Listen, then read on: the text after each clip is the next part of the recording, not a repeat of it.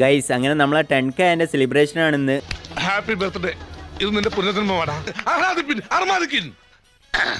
സാകളെ ഇവിടുത്തെ നാട്ടുകാർക്കും മണവാളാൻ സൽസിന്റെ പേരിലും എന്റെ വ്യക്തിപരമായ പേരിലും ഞാൻ നന്ദി രേഖപ്പെടുത്തിക്കൊള്ളുന്നു. അങ്ങനെ കേക്ക് മുറിയും കാര്യങ്ങളൊക്കെ കഴിഞ്ഞിട്ട് രാത്രി ആയപ്പോൾ നമുക്ക് നേരെ ഡൽഹിയിലേക്ക് പോകാനുണ്ടായിരുന്നു. 6 കൊല്ലം നമ്മൾ കഷ്ടപ്പെട്ട് നയിച്ചതിന്റെ നയിപ്പൊക്കെ മൊത്തം യൂണിവേഴ്സിറ്റിയിൽ കെട്ടിക്കെടുക്കുകയാണ് കേട്ടോ. അങ്ങനെ നമ്മൾ ജമ്മു താവി എക്സ്പ്രസ്സിലാണ് പോകുന്നത്. ട്രെയിനൊക്കെ വന്ന് വേഗം തന്നെ ചാടിക്കേറി. പൊതുവേ ഉള്ള നോർത്ത് ഇന്ത്യൻ ട്രെയിൻ പോലെ വലിയ തിരക്കൊന്നും ഇല്ലായിരുന്നു. പിന്നെ ഉള്ളവരാണെങ്കിൽ പെരുഞ്ചാതി വൈബും. പിന്നത്തെ മെയിൻ പരിപാടി എന്നുള്ളത് ഓല് കൊണ്ടുവന്നിരുന്ന ഫുഡൊക്കെ എടുത്ത് കഴിക്കലായിരുന്നു. അത് കഴിഞ്ഞപ്പോഴത്തേക്ക് ഓല് തിയേറ്ററിലോടുന്ന ഒരു പടം കൂടിയിട്ട് അങ്ങനെ അതൊക്കെ കണ്ടു കഴിഞ്ഞ് നേരെ കടന്നുറങ്ങി. അങ്ങനെ ഉറങ്ങി എണീറ്റപ്പോഴത്തേക്ക് എന്ത് പറയാനാ, രാവിലെ തന്നെ നേരം വെളുത്തിനി. അങ്ങനെ രാവിലത്തെ പല്ലത്തേപ്പൊക്കെ കഴിഞ്ഞപ്പോഴത്തേക്കും ട്രെയിനത്തെ ചായയും സമൂസയും വന്നിനി. പിന്നത്തെ മെയിൻ പരിപാടി കാർഡ്സ് കളിയായിരുന്നു. നോർത്ത് ഇന്ത്യക്കാരുടെ മെയിൻ പരിപാടിയാണ് കാർഡ്സ് കളി എന്നുള്ളത്. ഉച്ചക്കത്തെ വിശപ്പിന്റെ വിളിക്ക് ഉത്തരം നൽകാനായി നമുക്ക് കിട്ടിയത് അണ്ട ബിരിയാണി ഇനി. അപ്പോഴാണ് മക്കളെ ഓല എൻട്രി. ബാബു മോനെ കുട്ടാന്നൊക്കെ പറഞ്ഞ് ഓല് നമ്മളെ വേത്തൽ കൂടി. നാളത്തെ പത്രത്തിൽ യുവാവിന് ട്രെയിനിൽ വെച്ച് പീഡനം എന്നുള്ള വാർത്ത വരാണ്ടിരിക്കാൻ നമ്മൾ ഓടിക്കേറിയത് ടോയ്ലറ്റിലേനി. ടോയ്ലറ്റ് നോക്കിയപ്പോൾ അവിടെയോ വെള്ളപ്പൊക്കം. അങ്ങനെ തിരിച്ചെത്തിയപ്പോഴത്തേക്കും നമ്മളെ ചെക്കന്മാർ ഫുള്ള് അടിയോടെ അടിയേനി. വേറും അടിയല്ല കേട്ടോ, നമ്മളെ കെന്നിന്റെ അടിയാണ്. ദുശീലങ്ങളെ ശീലാക്കാത്തോണ്ട് നമ്മൾ പോയിട്ട് കുറച്ച് കാറ്റുള്ളതെന്ന് വിചാരിച്ച് അങ്ങനെ രാത്രി ആയപ്പോഴത്തേക്കും നമ്മൾ നേരെ ഡൽഹിയിലെത്തിയപ്പോൾ നമ്മളെ ബാബ എന്തൊക്കെ വയ്യും കാര്യങ്ങളൊക്കെ പറഞ്ഞു തന്ന അവസാനം മെട്രോ കയറിയിട്ട് നമ്മൾ അഭിനന്ദക്കുട്ടന്റെയും അരുൺകുട്ടന്റെയും എടുത്തെത്തി.